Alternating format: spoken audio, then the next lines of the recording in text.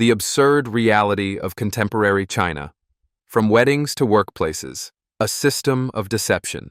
In the intricate tapestry of contemporary Chinese society, where the glittering facade of prosperity often masks cracks of distrust and absurdity, recent events have peeled away the surface to reveal unsettling truths.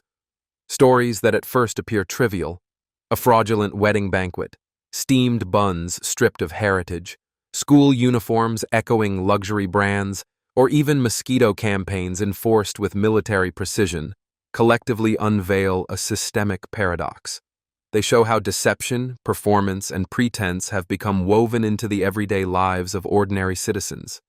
This is not a collection of isolated anecdotes, but an exposé of a society where absurdity is normalized, where people's trust is continuously exploited, and where institutions, instead of serving, often betray the very individuals they claim to protect. A wedding banquet of deception, when joy meets betrayal. Consider a Shanghai couple who recently spent nearly 380,000 yuan on their wedding banquet, about 8,088 yuan per table. They had selected a prestigious hotel, one that promised the finest cuisine freshly prepared on site. Every assurance was given. No frozen imports, no shortcuts, only genuine, luxurious dishes to match the once-in-a-lifetime occasion. But reality quickly betrayed expectation. Guests whispered in discomfort as shrimp arrived chilled, chicken bled an unnatural residue, and scallop shells sat hollow. The groom, suspicious, stormed into the kitchen. What he found was not chefs crafting delicacies, but workers handling plastic-sealed imports, German-style pork knuckles, frozen shrimp, pre-cooked puddings stacked in cartons. A day meant to symbolize prosperity turned into a chilling revelation of dishonesty. The aftermath was just as damning. When the groom exposed the truth online, the hotel did not apologize. Instead, it threatened with legal letters, accusing him of defamation. Netizens responded with fury, mocking the lawyer's letter itself as another pre-packaged product. The outrage underscored a deeper societal frustration. People can accept convenience if disclosed, but they cannot tolerate lies sold at luxury prices. To pay thousands for authenticity and receive factory-made meals is, in essence, a counterfeit of life's milestones.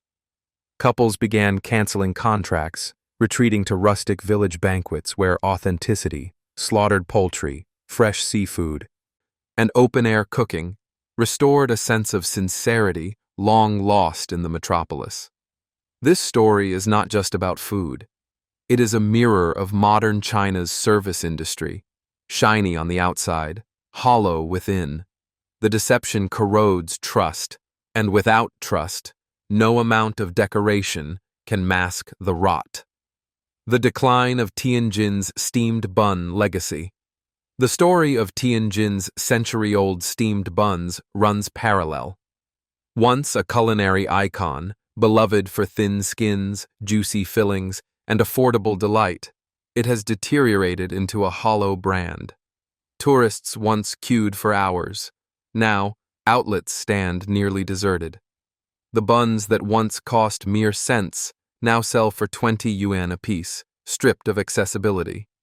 The attempt to rebrand as a premium dining experience has backfired. Longtime customers abandoned, young consumers unimpressed. Even worse, reports of quality decline abound.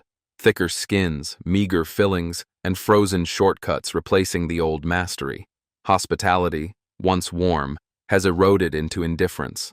Some incidents even escalated into police disputes. Locals mourn not just the loss of taste, but the loss of soul.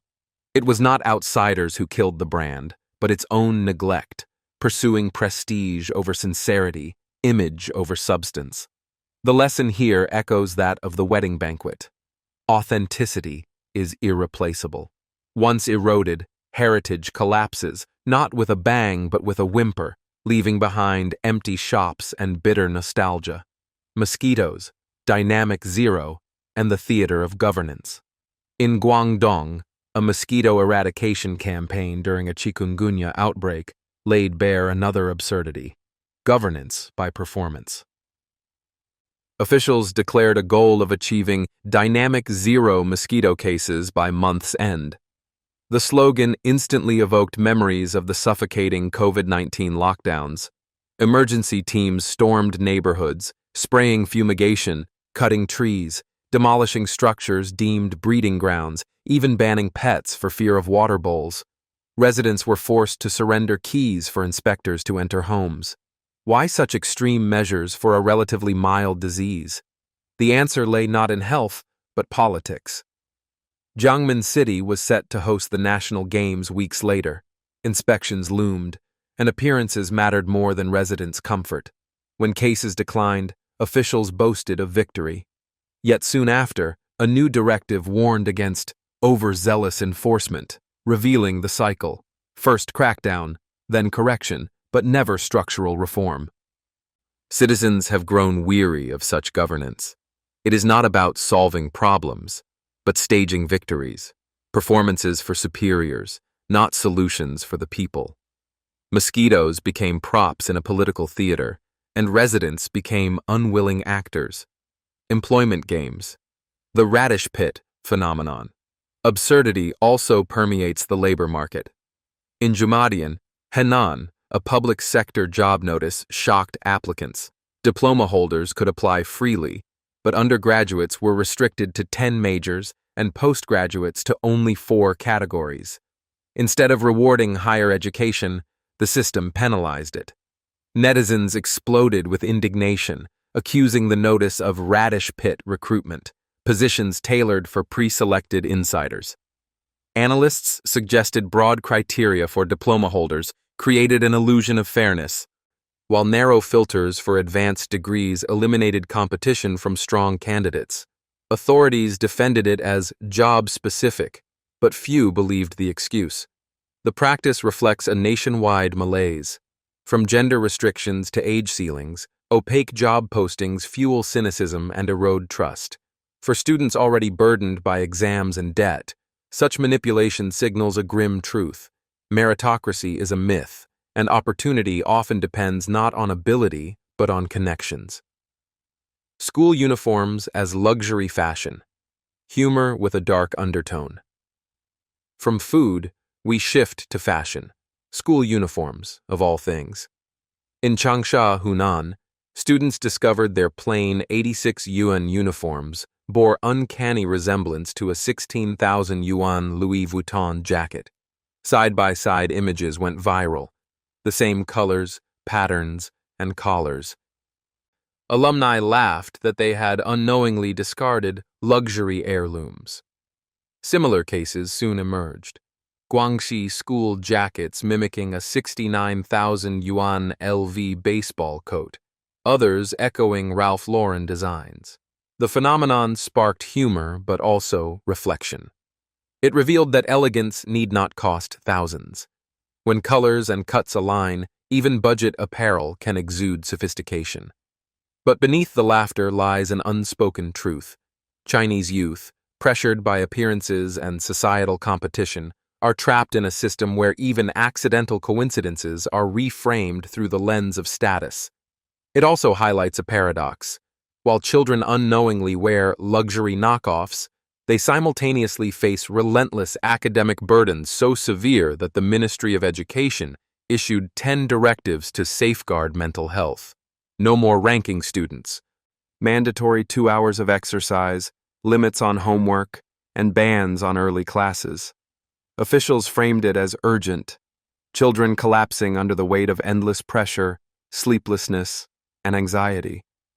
Yet implementation is fraught. Parents still push midnight study, schools still prioritize test scores over health, and tutoring centers quietly bypass bans. The core disease, an obsession with high-stakes exams, remains untouched. As one netizen remarked, children don't lack sleep because they don't want to sleep. They lack sleep because the system forbids it. The uniforms may parody luxury, but the reality is youth are paying the price of systemic absurdity. A society of normalized absurdity. When pieced together, these stories paint a stark mosaic.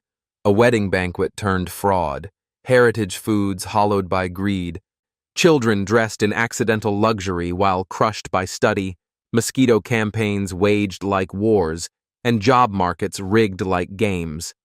Each vignette might be dismissed as isolated, but together they reveal a systemic normalization of absurdity. Trust is eroded, consumers betrayed by hotels, diners disillusioned by heritage brands. Heritage is commodified, culinary icons sacrificed for prestige, traditions replaced with packaging. Youth are suffocated, burdened by exams, disguised by uniforms that mock fashion hierarchies. Governance becomes theater.